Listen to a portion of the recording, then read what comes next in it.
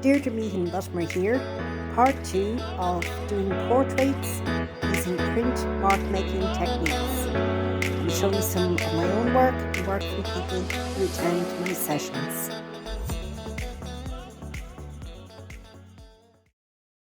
As I said, I've used tracing paper over the image in the magazine. I've drawn out the outline shape. There are a couple of ways to use the pieces of foam in doing portrait inks. This is just an A5 piece of foam, or you can buy the A4 ones as well if you prefer, and just cut them in half. This is the tracing that we did earlier when we did some of the line drawings working through the back of the paper, but this time we're using a slightly different method.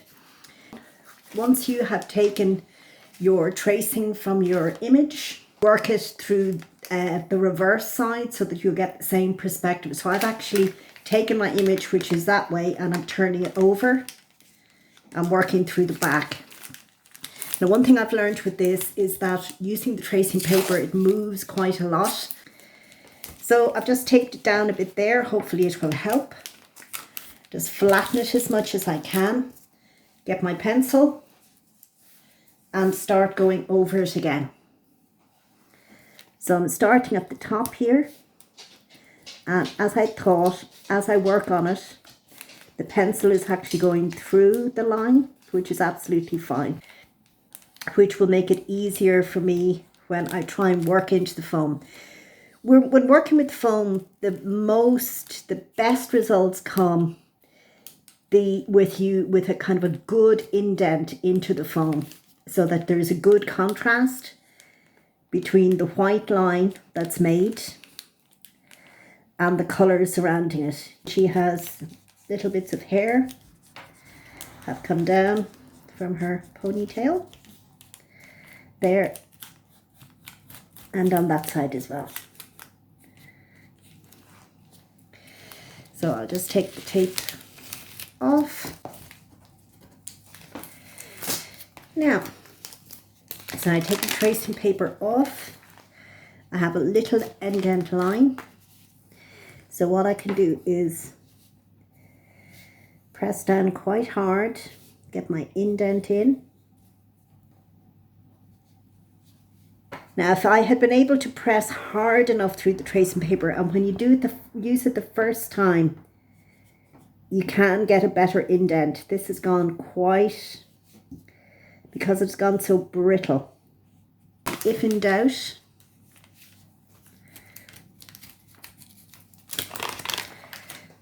that gives me my line down there.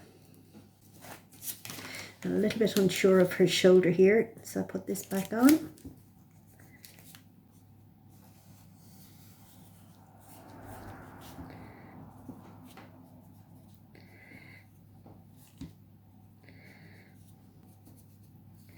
And make absolutely sure that the indent is quite deep.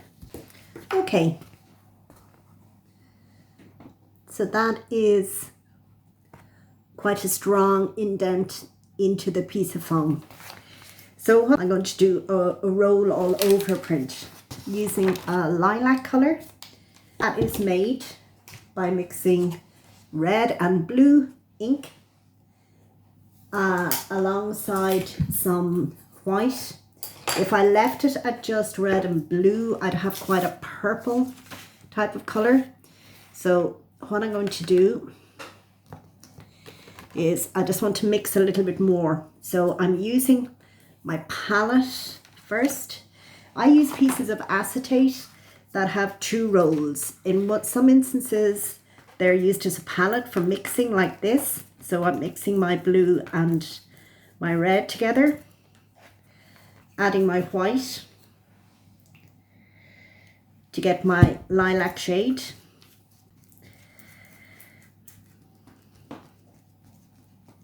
And a little bit more red, I think.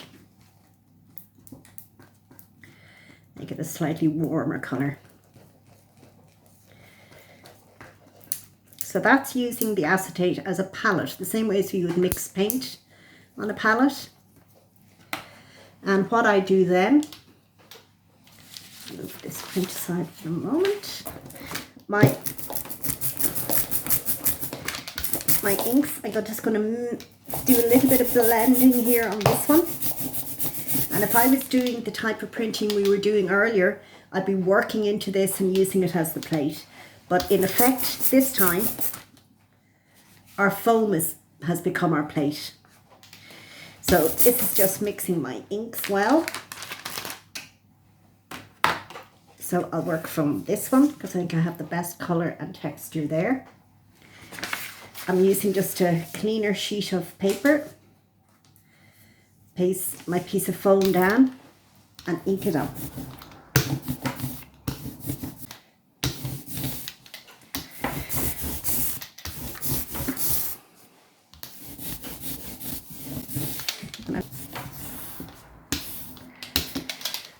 Okay, so now again I want to work off a clean piece of paper.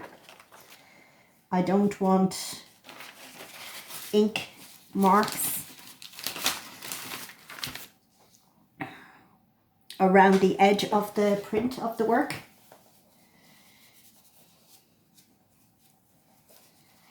And I'm just getting a clean sheet of paper. I'm just using ordinary cartridge paper for these experiments. We can move on to use different surfaces other days. But this is just handy when we're working through experimenting with the process. So I want to try and have this not move. Sometimes it's easier if I stand. And roll horizontally and vertically. And try and make sure that you have put a lot of pressure on each piece of the print. That's why I find the 6-inch roller for this type of dry rolling is best. Now,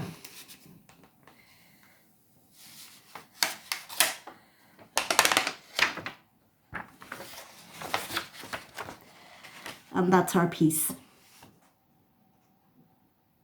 Method we can use with the foam, our foam piece, is if you want to introduce more of a kind of a silhouette of the girl. So what I'm doing is I'm cutting out the excess bits. So what I've done is, as I say, I've taken away the outside, the excess bits. And what I'm going to do is I'm just going to go back over some of it to make absolutely sure that the indent is still good in it.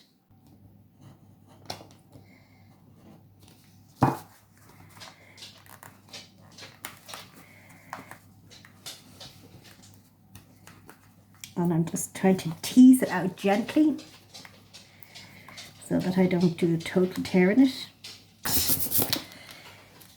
As I've said, this is a water-based ink, so it does dry quite fast.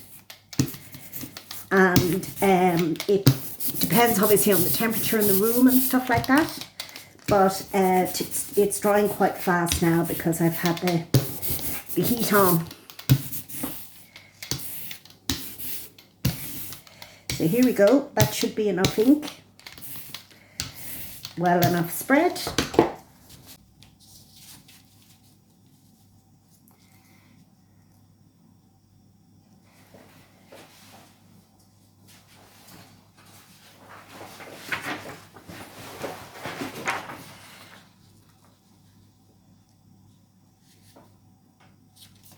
Now, 6-inch roller, the best for dry rolling. And again, horizontally and vertically.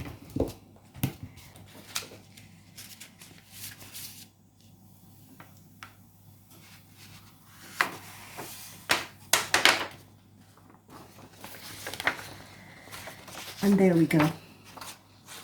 And here's some of the really, really lovely work from our print mark making group.